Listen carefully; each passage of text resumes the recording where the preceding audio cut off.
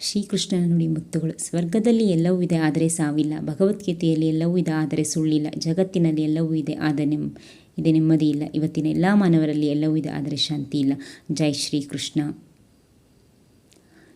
ಯಾವುದು ನಿನ್ನ ಭಾಗ್ಯದಲ್ಲಿ ಇದೆಯೋ ಅದು ನನಗೆ ಸಿಕ್ಕೇ ತೀರುತ್ತದೆ. ಯಾವುದು ನಿನ್ನದಲ್ಲವೋ ಅದು ನೀ ಎಷ್ಟೇ ಪ್ರಯತ್ನಿಸಿದರೂ ಸಿಗಲಾರದು. ಚಿಂತೆ ಬಿಡು, ಜೀವನದಲ್ಲಿ ಬರುವುದೆಲ್ಲವ ಬಂದಂತೆ ಸ್ವೀಕರಿಸಿ.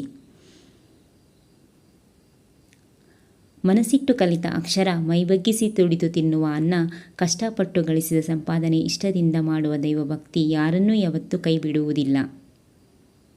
ಮನಸ್ಸಿಗೆ ಮದವೇರಿದಾಗ ಸ್ಮಶಾನದಲ್ಲಿ ತಿರುಗಾಡಿ ಬರಬೇಕಂತೆ, ಏಕೆಂದರೆ ಅಲ್ಲಿ ನಾನು ನನ್ನಿಂದಲೇ ಎಂದು ಹೇಳಿದ ಎಷ್ಟೋ ಜನ ಮಣ್ಣಾಗಿರುವವರು ಕಾಣಿಸಿಗುತ್ತಾರೆ.